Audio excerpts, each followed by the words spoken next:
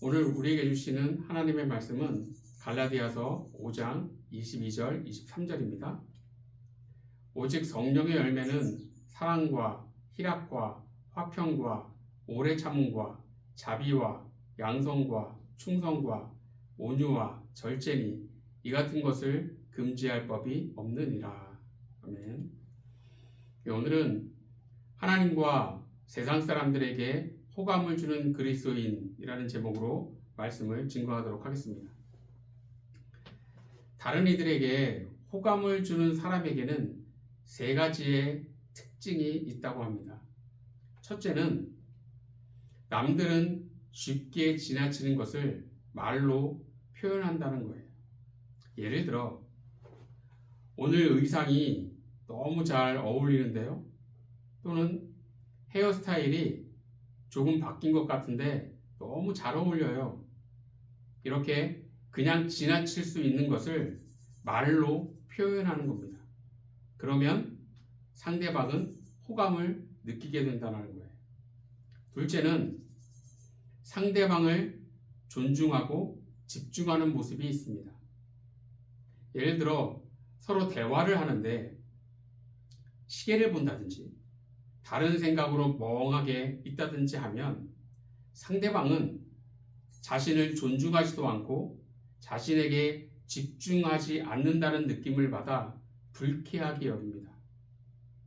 그러나 반대로 눈을 맞추고 고개를 끄덕인다든지 그랬구나, 아이고, 저런 이렇게 추임새를 넣어주면 상대방은 나에게 집중하고 있구나, 나를 존중하는구나 하면서 호감을 느끼게 된다는 겁니다.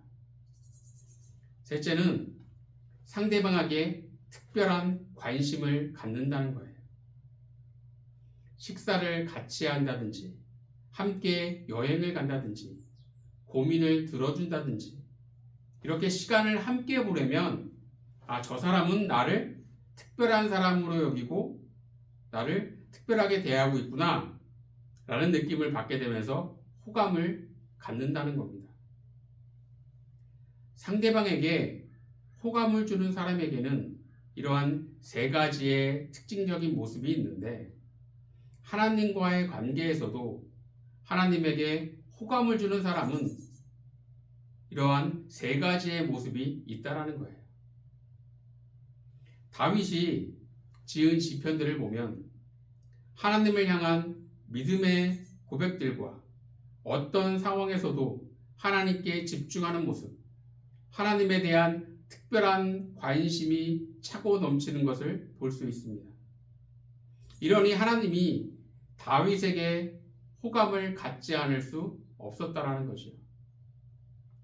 창세기 5장 24절을 보겠습니다. 에녹이 하나님과 동행하더니 하나님이 그를 데려가심으로 세상에 있지 아니하였더라. 에녹은 죽음을 겪지 않고 하늘나라에 갔습니다. 하나님은 에녹에게 호감을 넘어서서 얼마나 사랑하고 아끼셨으면 죽음을 겪지 않게 하실 정도였어요. 본문에 보면 에녹이 하나님과 동행하더니 라고 말씀하고 있습니다. 에녹이 하나님과 동행했다는 이 짧은 말씀 속에는 앞서 말한 호감을 주는 사람의 세 가지 모습이 다 농축되어 있다는 거예요. 입으로 고백하며 하나님과 동행했고 하나님을 존중하고 하나님께 집중하며 동행했고 하나님께 특별한 관심을 보이며 동행했습니다.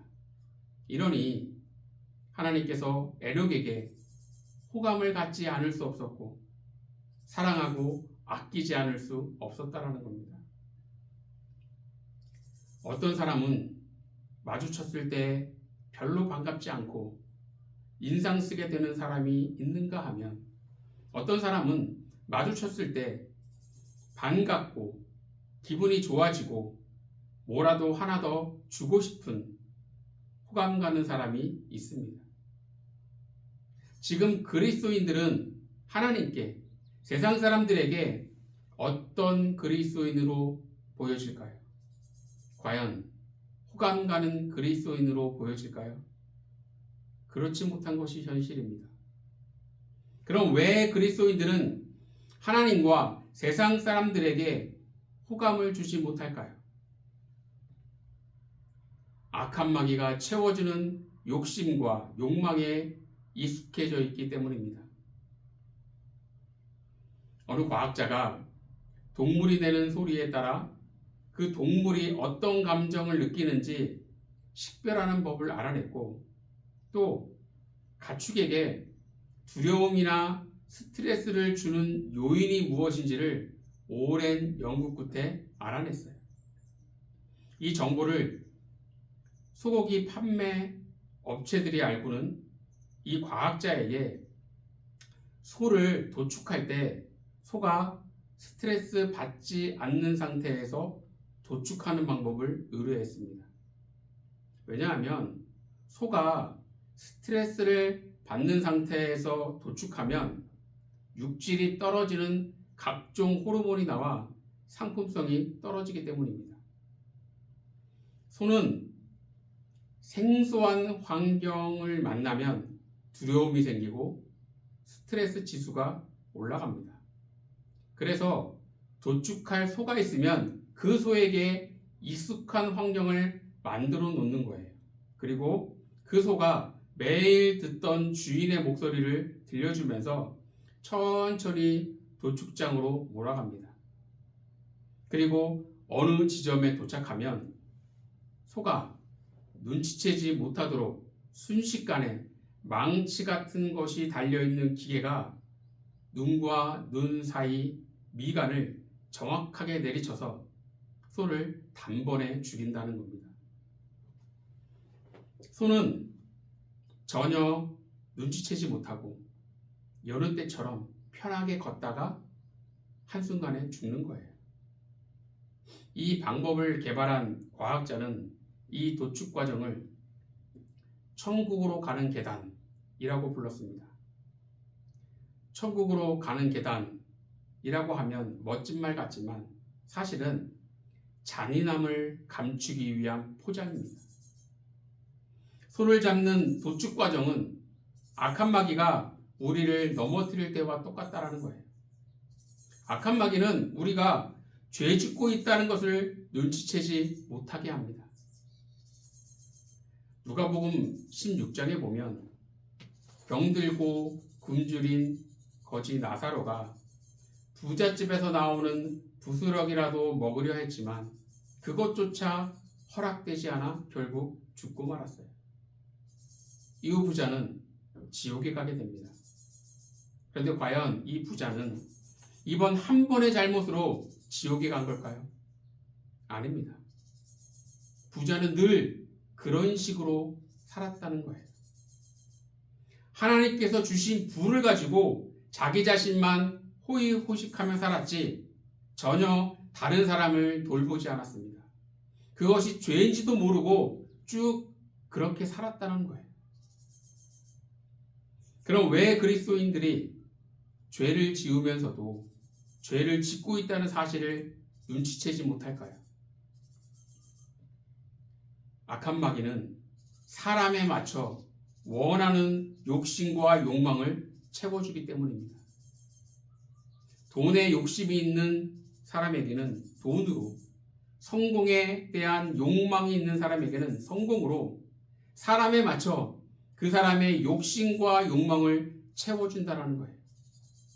마치 소를 잡을 때 스트레스 받지 말라고 소에게 익숙한 환경을 만들어주듯 악한 마귀도 우리의 욕심과 욕망을 채워주면서 그 맛에 익숙해지게 해 죄에 대해 둔하게 만든다는 겁니다.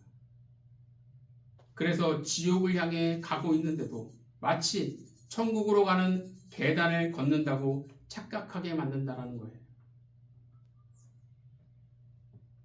야고보서 1장 15절을 함께 봅니다.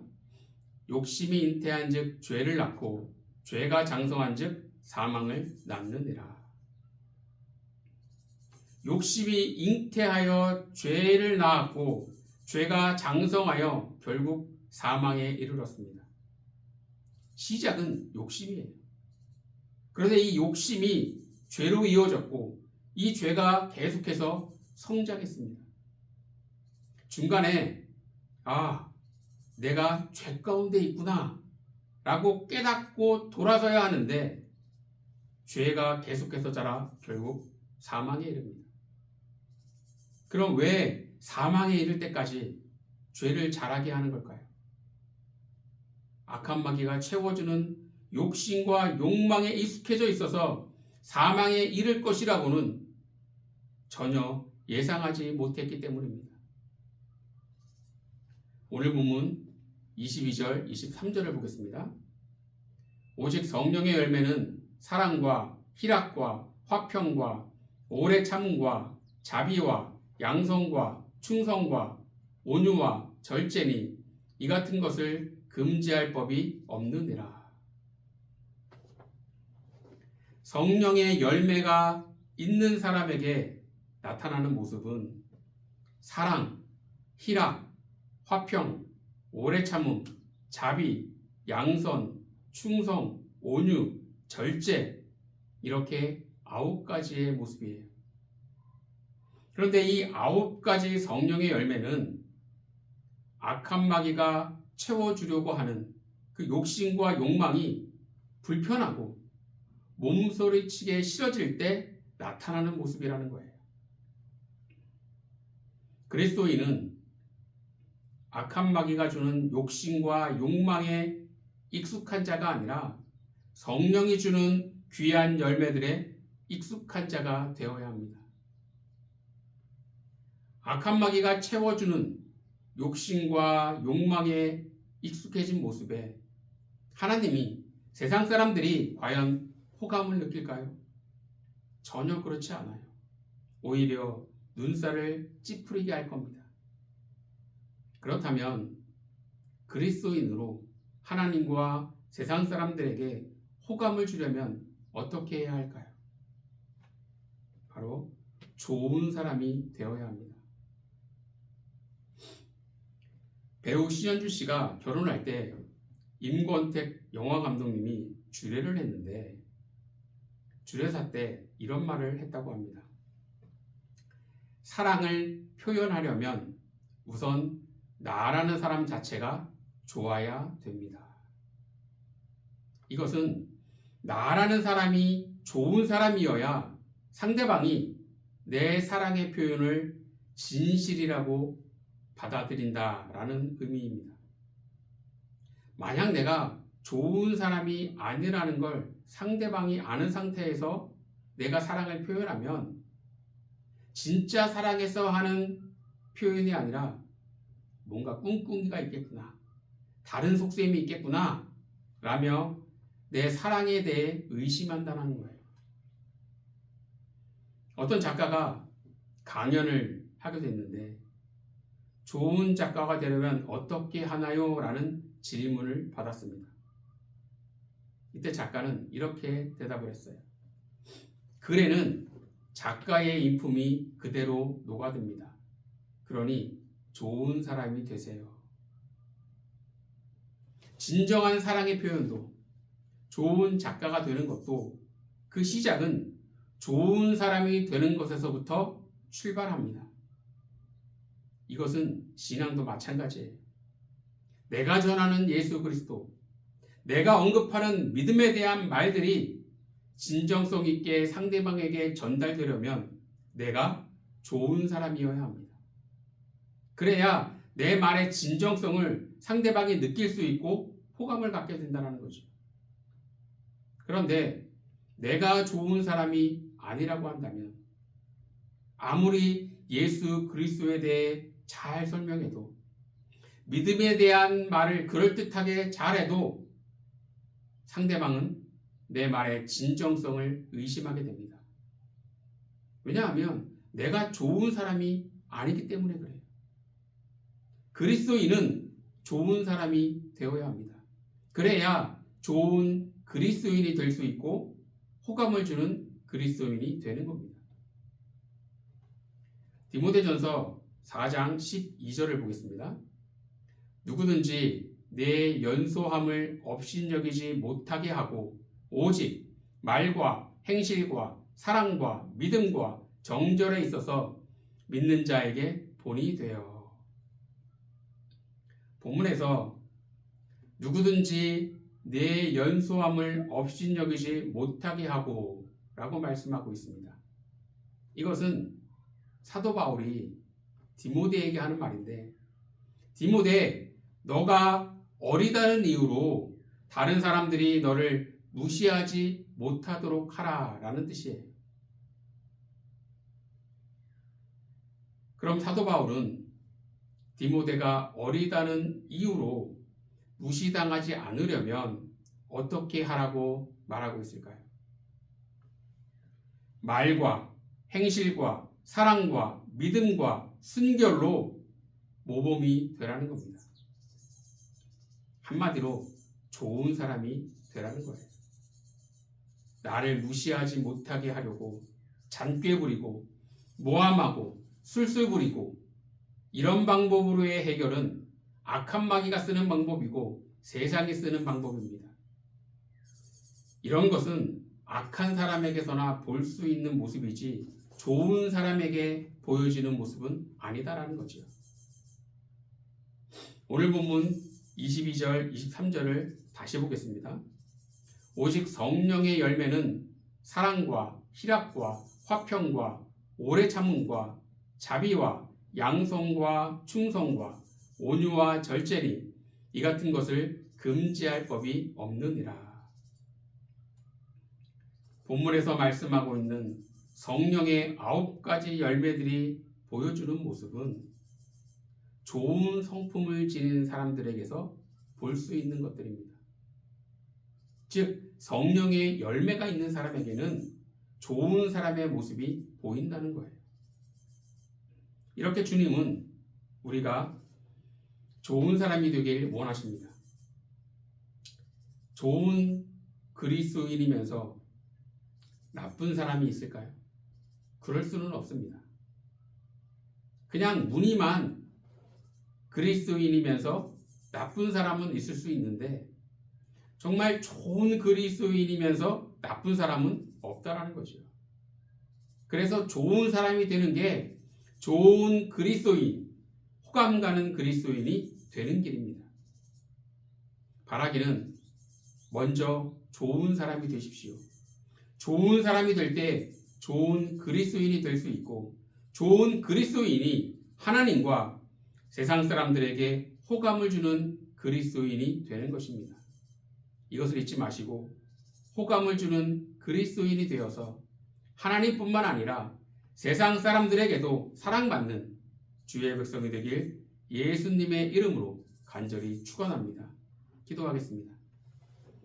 하나님, 지금 우리는 호감 가는 그리스도인입니까? 아니면 비호감이 얼굴 찌푸리게 하는 그러한 그리스도인입니까?